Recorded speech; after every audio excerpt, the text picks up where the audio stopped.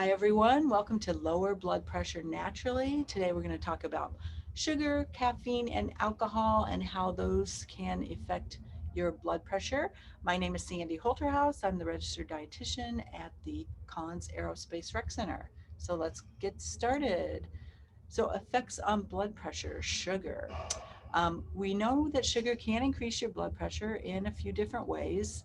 And the first one is the amount of sugar that we are consuming in our standard American diet today. So that is putting on weight and increasing our risk of overweight and obesity. And we know that this can contribute to high blood pressure. And one of the big factors here is the amount of sugar that we are taking in our drinks. So if you're drinking coffee that has added sugar and creamer or whipped cream, if you're drinking those daily, if you're drinking pop with added sugar, or if you're drinking a lot of alcoholic beverages that are high in sugar, those can all contribute to that overweight and obesity. Added sugar may also have a direct effect. There was a study done in 2014 on females, and one study reported that by decreasing the amount of sugar that you took in by 2.3 teaspoons per day, that resulted in a drop in your blood pressure, 8.4 millimeters mercury in the systolic or the top number, and 3.7 millimeters of mercury in that diastolic or lower number, a decrease there as well. So the recommendations are no more than 6 teaspoons a day for females, that's about 25 grams, or no more than 9 teaspoons a day, or 36 grams for males. And what we have found is that in a can of Coca Cola, there's about 39 grams of added sugar. So that would be the limit for a male for the day. Moving on, effects of blood pressure, alcohol. So we know that drinking too much alcohol can increase your blood pressure.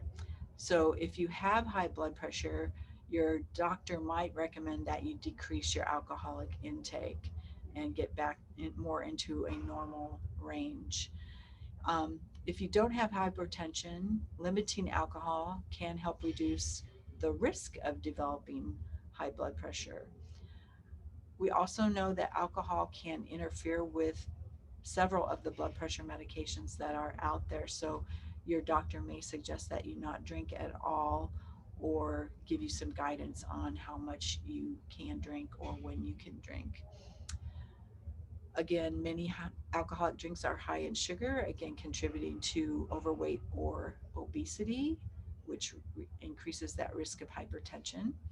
And so the guidance on alcoholic intake is 2 drinks a day for males and up to 1 drink per day for females. Again, if your doctor gives you any guidance on that, please follow your doctor's guidance. Many people think that females have drink less or can only drink less because of their smaller stature, but actually it's because of the way that females enzymatically break down alcohol is different from males. So that is why the recommendation there. A drink is considered 1.5 ounces of distilled spirits, 5 ounces of wine, or a 12-ounce beer. So that would be what they would consider one alcoholic beverage. The effects of blood pressure, caffeine.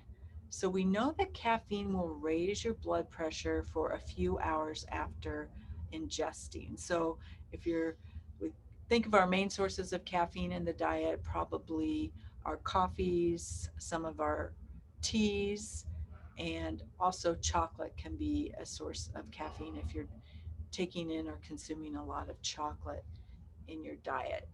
Um, so 1 to 2 cups of coffee per day seems to have no long-term effects on the risk of developing hypertension. So that amount seems acceptable.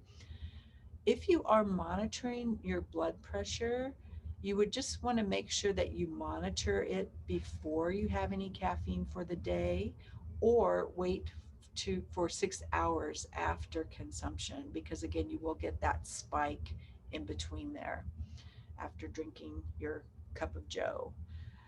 So, other facts on coffee: drinking 6 cups or more of coffee per day may increase your risk for heart disease. But there are also benefits to drinking coffee.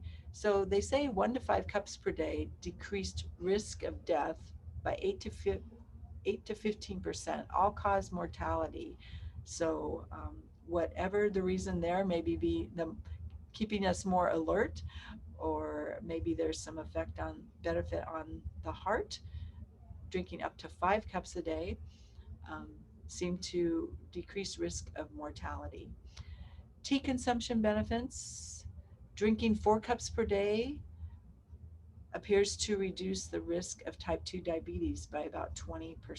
And that's generally a green tea, that type of tea that has a lot of health benefits. So regarding, drinking coffee or tea, the amount of sugar or creamer that you add may actually be more detrimental to your health than the caffeine that you consume.